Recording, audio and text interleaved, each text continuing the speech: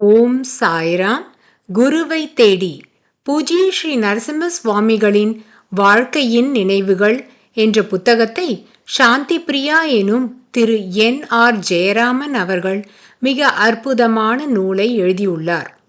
அதிலிருந்து ஒரு சில பகுதியை இப்பொழுது நாம் கேட்கலாம்.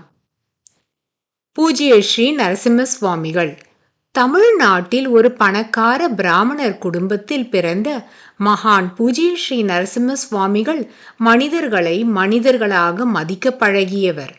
அவரே தான் தனது குருவை தேடி அலைந்த காலகட்டத்தின் பயணத்தை குறித்து ஒரு கட்டத்தில் நெஞ்சுருகி தனது எண்ணத்தை வெளிப்படுத்தி இருக்கின்றார்.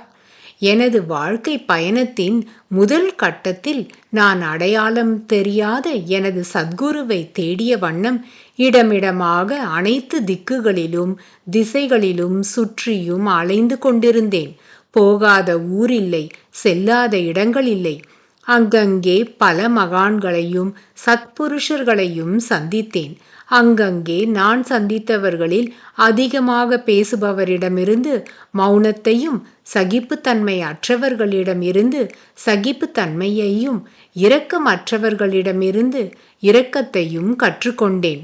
அவர்களே எனது குரு என நினைத்து ஆனந்தமான மனநிலையில் அவர்களிடம் சரணடைய நினைத்தபோது எனக்கு ஏமாற்றமே மிஞ்சியது. என்னால் அவர்களிடம் இருந்து நற்போதனைகளையும் ஆன்மீக பாடங்களை மட்டுமே பெற முடிந்ததே ஒழிய என்னை அவர்களது சிஷ்யர் என ஏற்றுக்கொண்டு ஆன்மீக விழிப்புணர்வை கொண்டிருக்க முடியவில்லை. 1874ஆம் ஆண்டு ஆகஸ்ட் 21ஆம் தேதியன்று தமிழ்நாட்டின் கோயம்புத்தூர் மாவட்டத்தில் ஈரோட்டில் பவானி எனும் சிற்றூரில் மிகவும் ஆச்சாரமான ஒரு அந்தணர் குடும்பத்தில் பிறந்தவரே பூஜ்ய ஸ்ரீ நரசிம்ம சுவாமிகள் ஆவார். அவருடைய தந்தையின் பெயர் திரு பி. வெங்கடகிரி ஐயர் மற்றும் தாயாரின் பெயர் திருமதி அனந்தலட்சுமி அம்மாள் என்பதாகும். 3 நதிகளான வாணி நதி, காவேரி நதி மற்றும் அமுத நதி ஒருங்கே சங்கமிக்கும் தக்ஷிண திரிவேணி நதி சங்கமம் எனப்படும் பவானி நதி என்பது ஈரோட்டிலிருந்து சுமார் 12 மைல் தொலைவிலும் சேலத்திலிருந்து சுமார் 60 கிலோமீட்டர் தொலைவிலும் உள்ள சிற்றூர் ஆகும். அது கம்பளி தொழிலுக்கு பெயர் பெற்ற நகரம் என்பதினால் அதை கம்பளி நகரம் என்பார்கள். கொங்கு மாவட்டத்தில் உள்ள 7 சிவன் ஆலயங்களில் ஒன்றான சங்கமேஸ்வரர் ஆலயம் அங்கு உள்ளது. அதற்கு வருகை தரும் பக்தர்கள் நதிக்கரையில் மூதாதையர்களுக்கு இறுதி சடங்குகளை செய்து சங்கமேஸ்வரர் கோயிலில் பிரார்த்தனை செய்கிறார்கள்.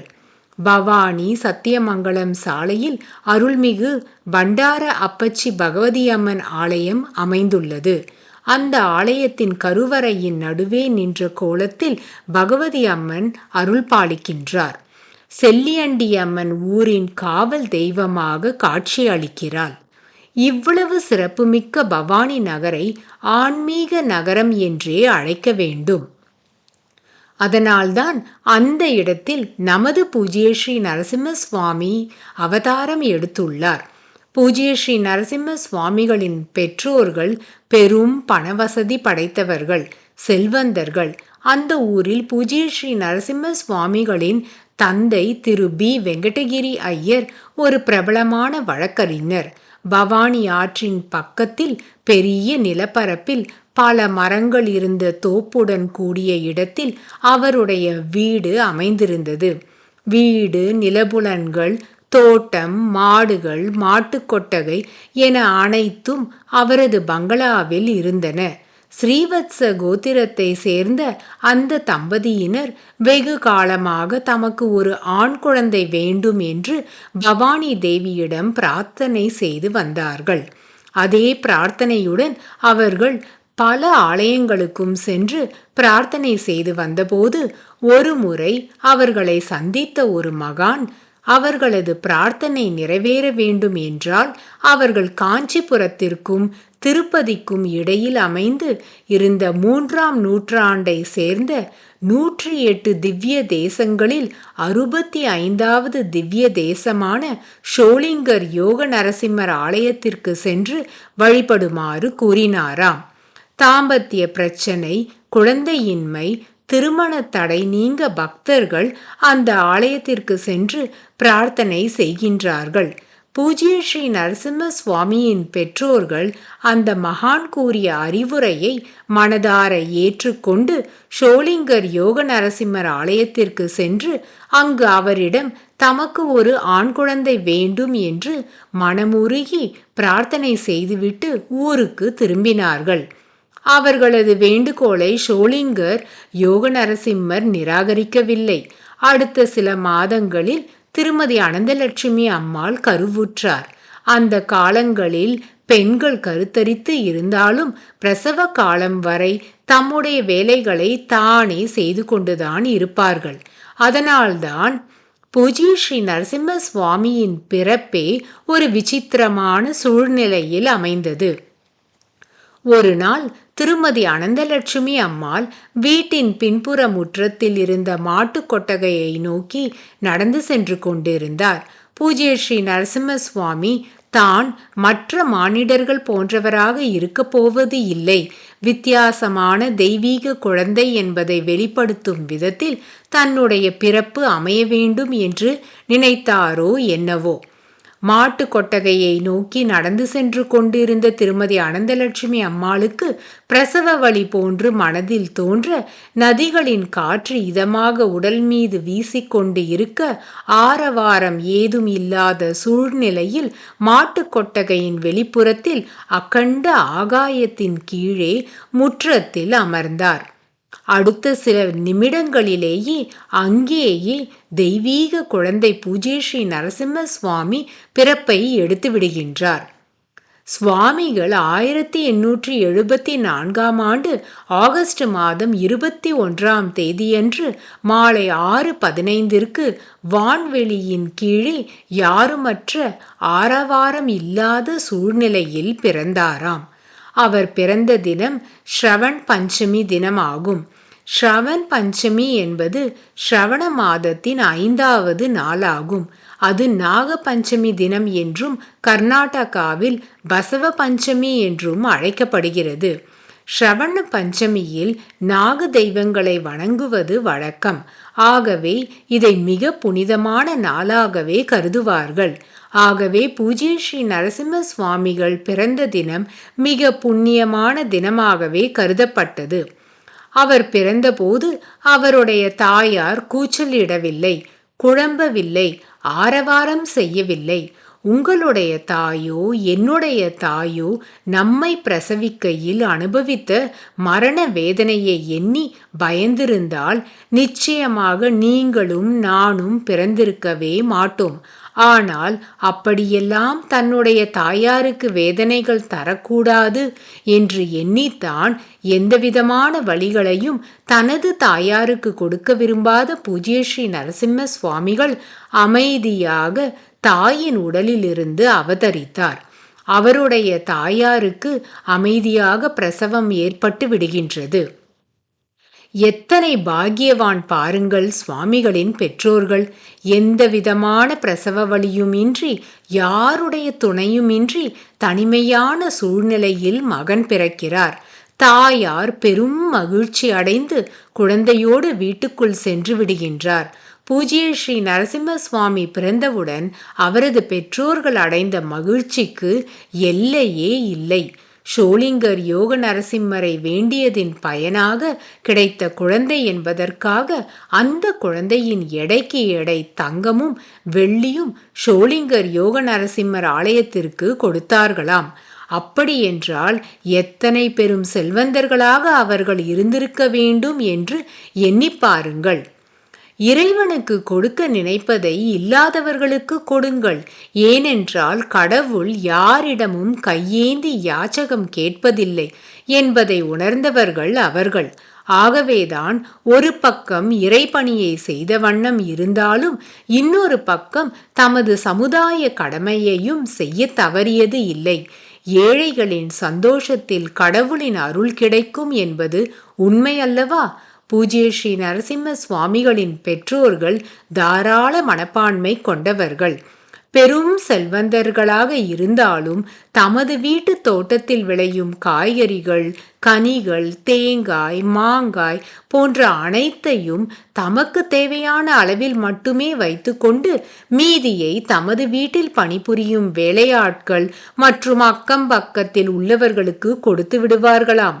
அவர்களுக்கு பாரபட்சம் என்ற எண்ணம் சிறிதளவும் கிடையாது. கொடையாளிகளாகவே வாழ்ந்து வந்துள்ளார்கள். அப்படிப்பட்டவர்கள் தெய்வத்திற்கு கொடுப்பதில் எங்கே தயக்கம் காட்டுவார்கள் என்பதை எடுத்துக்காட்டவே இந்த சிறிய உதாரணம் கூறப்பட்டுள்ளது. பெற்றோர்களின் பரோபகார செயல்பாடுகள் பிற்காலத்தில் பூஜ்ய ஸ்ரீ நரசிம்ம சுவாமிகளின் குணத்திலும் வெளிப்பட்டது. பிறந்த குழந்தை ராம அவதாரத்தின் புனர்வசு நட்சத்திரத்தில் கடக ராசியில் பிறந்ததினால் பெயர் சூட்டும் விழா வைத்து ராமநாதன் என்று நாமகரணம் செய்தார்கள். ஆனால் அதே சமயத்தில் பூஜ்ய ஸ்ரீ நரசிம்ம சுவாமி ஷோலிங்கர் யோக நரசிம்மர் ஆலயத்தில் சென்று பிரார்த்தித்ததின் பலனாகவே பிறந்தார் என்ற நம்பிக்கையும் வலுவாக இருந்ததினால் குழந்தைக்கு நரசிம்மர் என்று இன்னொரு பெயரையும் சூட்டினார்கள். இப்படியாக பிறந்த குழந்தை ராமநாதன் மற்றும் நரசிம்மன் என்ற 2 பெயர்களை பெற்றது. குழந்தையின் ஜாதகத்தை கணித்த ஜோதிடர்கள் அந்த குழந்தை பிற்காலத்தில் பெரிய மகானாக திகழ்வார் என்ற கருத்தையும் கூறினார்களாம். பூஜ்ய ஸ்ரீ நரசிம்ம சுவாமிக்கு 3 வயதான போது, அதாவது 1877ஆம் ஆண்டு அவருடைய தாயார் திருமதி அனந்தலட்சுமி அம்மாள் இன்னொரு மகனை பெற்றெடுத்தாள். அந்த குழந்தைக்கு லக்ஷ்மணா என்ற பெயரை சூட்டினார்கள்.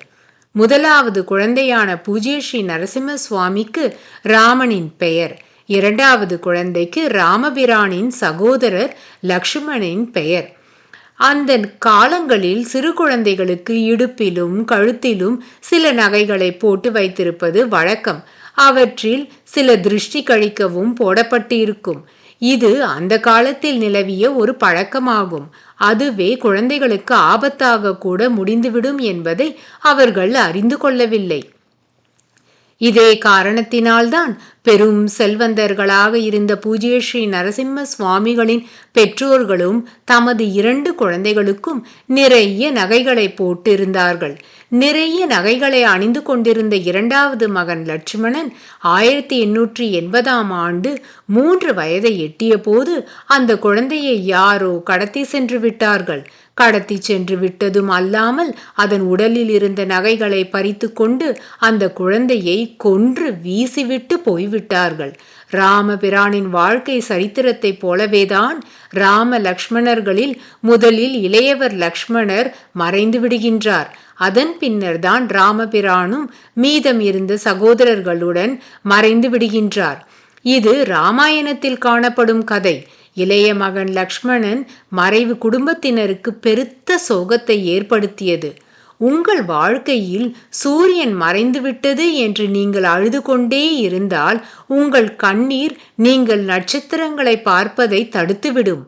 ஆகவே அழுவதை நிறுத்திவிட்டு அடுத்த செயலை செய்யுங்கள் என்ற தத்துவத்தை போல மறைந்துவிட்ட மகனின் சோகம் மனதில் நிறைந்து இருந்தாலும் அது முதல் உயிருடன் இருந்த பூஜ்ய ஸ்ரீ நரசிம்ம சுவாமியை மிகவும் கவனமாக கவனித்து கொள்ள துவங்கினார்கள். அவரை எங்குமே தனிமையில் செல்ல விட்டதில்லை. அப்படி இருந்தும் 1889ஆம் ஆண்டு 5 வயதான குழந்தை பூஜ்ய ஸ்ரீ நரசிம்ம சுவாமிகள் ஒரு நாள் பவானி ஆற்றங்கரை அருகில் விளையாடி கொண்டு இருக்கையில் நதிக்குள் கால் இடறி விழுந்து விட்டார். அதை வயலில் வேலை பார்த்து வந்த வேலைக்காரர் கவனித்துவிட்டு ஓடி வந்து குழந்தையை ஆற்றிலிருந்து வெளியில் எடுத்து வந்து காப்பாற்றினார். அது மிகப்பெரிய கண்டமாக இருந்தது என்றாலும் அதிலிருந்து அவர் தப்பிவிட்டார். அவரது ஜாதகத்தை ஆய்வு செய்ததில் 3 வயதில் வரவிருந்த கண்டத்தில் இருந்து அவர் தப்பிவிட்டால் 80 ஆண்டுகள் வரை அவர் வாழ்வார் என்று இருந்ததாம். அது மட்டுமல்ல, அந்த ஜோதிடர் அந்த குழந்தை பிற்காலத்தில் பெரும் புகழ் பெற்றவராக, பலரது நன்மைக்கும் பாடுபடும் மனிதராக விளங்குவார் என்றும், அவர்கள் தற்போது வசிக்கும் வீடு ராசியானது இல்லை என்பதினால் வேறு இடத்திற்கு குடிபோகுமாறும் அறிவுரை கூறினாராம். மேலும் அவர்களது மகன் சந்நியாசி போன்ற வாழ்க்கையில் கூட செல்ல வாய்ப்பு உள்ளதாகவும் சூசகமாக தெரிவித்தாராம். வாழ்க்கை என்பதே ஒரு விசித்திரமான கலவைதான். நாம் அதை அப்படியே ஏற்றுக்கொள்ள வேண்டும், அதை புரிந்து கொள்ள முயற்சிக்க வேண்டும், பின்னர் அதை மேம்படுத்த வேண்டும் என்ற உண்மையை பிரதிபலிப்பதைப் போல அனைத்து நிலைமைகளையும் நன்கு ஆராய்ந்து பார்த்த பின் சுவாமியின் தந்தையான திரு வெங்கடகிரி ஐயரும் அவர் மனைவியும் ஏற்கனவே ஒரு குழந்தையை பறிகொடுத்து விட்டோம், அந்த சோகமே இன்னும் மறைய மறுக்கின்றது, இங்கிருக்கும் வரை அது தொடரும். ஆகவே ஜோசியர் கூறியபடி இடத்தை மாற்றிக்கொள்ள வேறு ஊருக்கு சென்று விடலாம் என்ற மனநிலையில் பவானியில் அவர்கள் வசித்து வந்த வீட்டை விற்றுவிட்டு சேலத்திற்கு குடிபெயர்ந்து சென்று விட்டார்கள். அங்கு செல்லும் முன்னர் அவர்கள் சங்கமேஸ்வரர் மற்றும் பவானி தேவியின் ஆலயங்களுக்கு சென்று தம்முடைய மகன் ராமநாதன், அதாவது பூஜ்ய ஸ்ரீ நரசிம்ம சுவாமி எந்த காலத்திலும் சந்நியாசியாக மாறிவிடக்கூடாது என்ற வேண்டுதலை வைத்தார்கள். அதற்காக அவருக்கு பதிலாக தாம் இருவருமே சந்நியாச வாழ்க்கையில் இருப்பதாக சபதம் செய்து கொண்டு சேலத்திற்கு கிளம்பி சென்றார்கள். இதன் தொடர்ச்சியை நாம் அடுத்த பகுதியில் கேட்போம். ஓம் சாய்ராம்.